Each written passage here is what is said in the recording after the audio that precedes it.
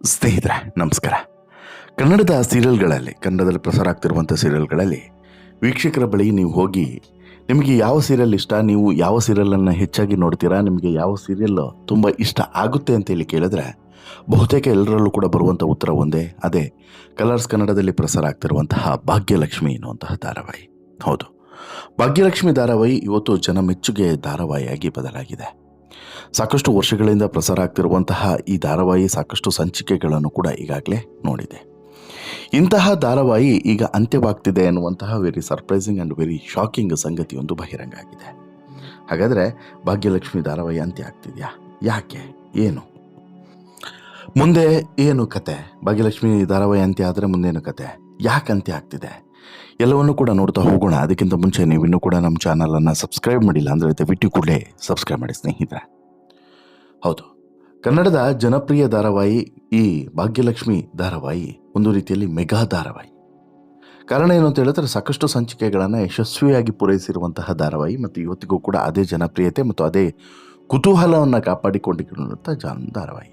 ಯಾಕಂತ ಹೇಳಿದ್ರೆ ಸಾಮಾನ್ಯವಾಗಿ ಈ ಧಾರಾವಾಹಿಗಳು ಏನಾಗ್ತವೆ ಅಂತ ಹೇಳಿದ್ರೆ ಸ್ವಲ್ಪ ಟೈಮು ಕುತೂಹಲ ಇರ್ತದೆ, ನಂತರ ಒಂದು ರೀತಿಯಲ್ಲಿ ರಬ್ಬರ್ ಥರ ಆಗಿ ಹೋಗ್ತದೆ. ಕಚ್ಚಿ ಕಚ್ಚಿ ಕಚ್ಚಿ ಕಚ್ಚಿ ಕಚ್ಚಿ ಕಚ್ಚಿ ಎಳೆದು ಬಿಡ್ತಾರೆ. ಸ್ವಾದನೂ ಇರೋದಿಲ್ಲ, ಜೊತೆಗೆ ಆ ಧಾರಾವಾಹಿ ನೋಡಬೇಕು ಅನ್ನುವಂಥ ಮನಸ್ಸು ಕೂಡ ವೀಕ್ಷಕರೇ ಬರೋದಿಲ್ಲ. ಆದರೆ ಧಾರಾವಾಹಿ ಭಾಗ್ಯಲಕ್ಷ್ಮಿ ವಿಚಾರದಲ್ಲಿ ಹಾಗಾಗಲಿಲ್ಲ. ಆದರೆ ಇದೀಗ ಈ ಸೀರಿಯಲ್ ಅಂತಿಮ ಘಟ್ಟಕ್ಕೆ ತಲುಪಿದೆ ಅನ್ನುವಂತಹ ವಿಚಾರ ಗೊತ್ತಾಗ್ತಿದೆ. ಆದಿಯ ಪ್ರೀತಿಯನ್ನು ಒಪ್ಪಿಕೊಂಡಿರುವಂಥ ಭಾಗ್ಯಳ ಮುಂದೆ ಪಶ್ಚಾತ್ತಾಪದಿಂದ ತಾಂಡವ್ ಕ್ಷಮೆ ಕೇಳಿದ್ದಾನೆ. ಭಾಗ್ಯ ಯಾರನ್ನು ಆಯ್ಕೆ ಮಾಡ್ತಾಳೆ ಅನ್ನುವಂಥದ್ದು ಧಾರಾವಾಹಿಯ ಅಂತ್ಯದಲ್ಲಿ ಗೊತ್ತಾಗಲಿದೆ ಅನ್ನುವಂಥದ್ದು ಈಗ ಕೆಲವರಲ್ಲಿ ಇರುವಂತಹ ಕುತೂಹಲ. ತಾಂಡವ್ ಕೊಡ್ತಿರುವಂಥ ಕಾಟ ಒಂದೆಡೆ ಆದರೆ ಜೀವನದ ದಾರಿ ಮತ್ತೊಂದು ಕಡೆ ಸವಾಲಾಗಿದೆ. ಇಂತಹ ಸಮಯದಲ್ಲಿ ಆದಿ ಮತ್ತೆ ಎಂಟ್ರಿ ಕೊಡ್ತಾ ಇರೋದು ಅಭಿಮಾನಿಗಳಿಗೆ ಖುಷಿಯಾಗಿದೆ, ಹಾಗೆಯೇ ಒಂದಷ್ಟು ಜನರಿಗೆ ಬೇಸರವೂ ಕೂಡ ಆಗಿದೆ. ಈಗಾಗಲೇ ಭಾಗ್ಯ ಈ ಮೊದಲಿನಂತೆ ಅಮಾಯಕ ಹೆಣ್ಣಲ್ಲ. ಅವಳು ಈಗ ಸ್ವಾವಲಂಬಿಯಾಗಿ ಬದುಕೋದಕ್ಕೆ ಕಲಿತಿದ್ದಾಳೆ. ಆದರೆ ತಾಂಡವ್ ಮಾಡಿರುವಂಥ ಅವಮಾನಗಳು ಅವಳನ್ನು ಇಂದಿಗೂ ಕೂಡ ಕಾಡ್ತಾ ಇದ್ದಾವೆ. ಇನ್ನು ಸೀರಿಯಲ್ ವಿಚಾರಕ್ಕೆ ಬಂದರೆ 1000 ಎಪಿಸೋಡ್ಗಳನ್ನು ಕಂಡಂಥ ಸೀರಿಯಲ್ ಇದು. ಹಲವು ಧಾರಾವಾಹಿಗಳಲ್ಲಿ ಲೀಡ್ ಪಾತ್ರಗಳು ಆಗಾಗ ಬದಲಾಗ್ತಾನೆ ಇರ್ತವೆ. ಆದರೆ ಇಲ್ಲಿ ಹಾಗಲ್ಲ, ಇಂದಿಗೂ ಕೂಡ ಎಲ್ಲ ಪಾತ್ರಗಳು ಕೂಡ ಹಾಗೇ ಇದ್ದಾವೆ ಅನ್ನೋದು ಮತ್ತೊಂದು ವಿಶೇಷತೆ. ಇನ್ನು ಕಥೆಯ ವಿಚಾರಕ್ಕೆ ಬಂದರೆ ಭಾಗ್ಯ ಮೊದಲಿಗೆ ತಾಂಡವ್ ಹಾಗೂ ಶ್ರೇಷ್ಠಳಿಂದ ಪಡಬಾರದ ಕಷ್ಟಗಳನ್ನು ಪಟ್ಲು. ಆದಿ ಬಂದ ನಂತರ ಭಾಗ್ಯಳ ಕಣ್ಣೀರು ಒರೆಸುವಂಥ ಕೆಲಸ ಮಾಡ್ತಾ ಇದ್ದಾನೆ. ಅವನು ಭಾಗ್ಯಳ ಮೇಲೆ ಮೊದಲಿನಿಂದನೂ ಕೂಡ ಅಪಾರವಾದಂಥ ಗೌರವವನ್ನು ಇಟ್ಕೊಂಡಿದ್ದಾನೆ. ಭಾಗ್ಯಳ ಪ್ರತಿ ಹೆಜ್ಜೆಯಲ್ಲೂ ಕೂಡ ಬೆಂಬಲವಾಗಿ ನಿಲ್ಲೋದಕ್ಕೆ ಆದಿ ನಿರ್ಧರಿಸಿದ್ದಾನೆ. ಭಾಗ್ಯ ತನಗೆ ಆದಿಯ ಮೇಲೆ ಇರುವಂಥ ಪ್ರೀತಿಯನ್ನು ಹೇಳಿಕೊಂಡಿದ್ದಾಳೆ. ಆದಿ ದೇಶ ಬಿಟ್ಟು ಹೋಗದಂತೆ ತಡೆದಿದ್ದಾಳೆ. ಇನ್ನೇನೋ ಆದಿ ಭಾಗ್ಯ ಒಂದಾಗಬೇಕು ಅನ್ನೋಷ್ಟರಲ್ಲಿ ತನ್ನ ತಪ್ಪಿನ ಅರಿವಾಗಿ ತಾಂಡವ್ ಕೂಡ ಭಾಗ್ಯಳ ಕಾಲಿಗೆ ಬಿದ್ದು ಕ್ಷಮೆಯನ್ನು ಕೇಳಿದ್ದಾನೆ. ಸದ್ಯ ಮೊದಲಿನಂತೆ ಅಮ್ಮನ ಮಾತಿನಂತೆ ತಾಂಡವ್ ಬಳಿ ಹೋಗ್ತಾಳ ಅಥವಾ ತನ್ನ ಪಾಲಿಗೆ ದೇವರಾಗಿರುವಂಥ ಆದಿಯ ಬಳಿ ಹೋಗ್ತಾಳ ಅನ್ನುವಂಥದ್ದು ಈಗ ಉಳಿದಿರುವಂಥ ಕುತೂಹಲ. ಆದರೆ ಇದರಲ್ಲೆಲ್ಲ ನೋಡಿದರೆ ಧಾರಾವಾಹಿ ಅಂತ್ಯ ಕಾಣೋದು ಪಕ್ಕ ಅನ್ನುವಂಥ ವಿಚಾರಗಳು ಕೂಡ ವೀಕ್ಷಕರು ಹೇಳ್ತಾ ಇದ್ದಾರೆ. ಈಗ ಭಾಗ್ಯಳ ಗೆಲುವನ್ನು ನೋಡೋದಕ್ಕೆ ಕಾತುರರಾಗಿದ್ದಾರೆ.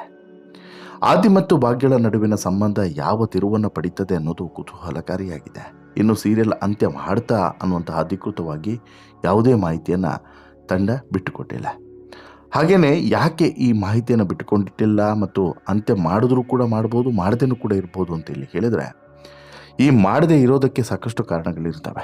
ಒಂದು ಹೇಳಕ್ಕೆ ಸಾಧ್ಯವಿಲ್ಲ, ರೋಚಕವಾದಂಥ ಒಂದು ಟ್ವಿಸ್ಟನ್ನು ಇಲ್ಲಿ ಮತ್ತೆ ಕೊಟ್ಟು ಬಿಡ್ಬೋದು ಸೀರಿಯಲ್ನ ಟೀಮ್. ಈ ರೀತಿ ಟ್ವಿಸ್ಟನ್ನು ಕೊಟ್ಟು ಮತ್ತೆ ವೀಕ್ಷಕರನ್ನು ಕಾಪಾಡಿಕೊಂಡು ಮುಂದುವರಿಸ್ಕೊಂಡು ಹೋಗ್ಬೋದು. ಸ್ವಲ್ಪ ಡೌನ್ ಆಗಿತ್ತು ಈ ಬಿಗ್ ಬಾಸ್ ಬಂದ ಬಳಿಕ, ಸಹಜವಾಗಿ ಸೀರಿಯಲ್ಗಳ TRP ಸ್ವಲ್ಪ ಡೌನ್ ಆಗಿತ್ತು.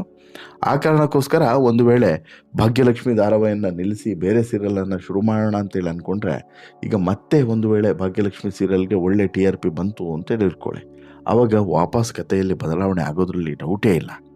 ಅಂತ್ಯ ಆಗುತ್ತೆ ಅನ್ನುವಂತಹ ನಿರೀಕ್ಷೆಯಲ್ಲಿದ್ದಂಥವ್ರಿಗೆ ಮತ್ತೆ ಮರುಜೀವ ಸಿಕ್ತಂಗೆ ಆಗುತ್ತೆ. ಆಮೇಲೆ ಈ ತಂಡದ ಕಲಾವಿದರಿಗೂ ಕೂಡ ಹಾಗೆ, ಸೀರಿಯಲ್ನ ಕಲಾವಿದರಿಗೂ ಕೂಡ ಹಾಗೆ, ಒಂದು ಧಾರಾವಾಹಿ ಮುಗಿದ ಬಳಿಕ ಅವ್ರಿಗೂ ಕೂಡ ಟೆನ್ಷನ್ ಸಹಜವಾಗಿ, ಏನು ಮಾಡೋದಪ್ಪ, ಏನು ನೆಕ್ಸ್ಟು ಅನ್ನುವಂಥದ್ದು.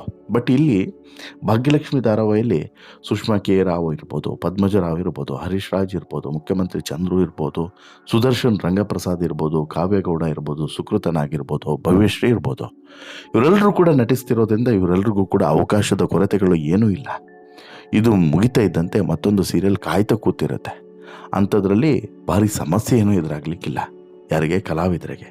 ಬಟ್ ಆದರೆ ಈ ಚಾನಲ್ನವರು ಯಾವ ರೀತಿ ಡಿಸಿಷನ್ಸನ್ನು ತೆಗೆದುಕೊಳ್ತಾರೆ ಅನ್ನೋದನ್ನು ಇಮ್ಯಾಜಿನ್ ಮಾಡೋದಕ್ಕೆ ಸಾಧ್ಯವಿಲ್ಲ. ಯಾಕಂತ ಹೇಳಿದ್ರೆ ಕೆಲವು ಸಲ ಈ ಇವರ ಲೆಕ್ಕಾಚಾರ ಉಲ್ಟಪಲ್ಟ ಆಗಿಬಿಡ್ತದೆ. ಇವರೇನೋ ಅಂದ್ಕೊಂಡ್ಬಿಡ್ತಾರೆ ಚಾನಲ್ನವರು, ಅದು ಇನ್ನೇನೋ ಆಗುತ್ತೆ. ಹಾಗೆಯೇ ಕೆಲವು ಸಲ ತುಂಬ ಧೈರ್ಯ ಮಾಡುವಂತಹ ಮನಸ್ಸನ್ನು ಕೂಡ ಮಾಡೋದಿಲ್ಲ. ಯಾಕಂತ ಹೇಳಿದ್ರೆ ತುಂಬ ಧೈರ್ಯ ಮಾಡಿ ಏನಾದರೂ ಎಡವಟ್ಟಾಗಿಬಿಟ್ರೆ ನಾಳೆ ಇವರನ್ನೇ ಹೊಣೆ ಮಾಡ್ತಾರೆ. ಹಾಗಾಗಿ ತುಂಬ ಎಚ್ಚರಿಕೆಯಿಂದ ಒಂದು ಸೀರಿಯಲನ್ನು ಶುರು ಮಾಡಬೇಕಾದ್ರೂ ಅಷ್ಟೇ, ಅಂತ್ಯ ಮಾಡಬೇಕಾದ್ರೂ ಕೂಡ ಅಷ್ಟೇ ತುಂಬ ಎಚ್ಚರಿಕೆಯಿಂದನೇ ಮಾಡ್ತಾರೆ.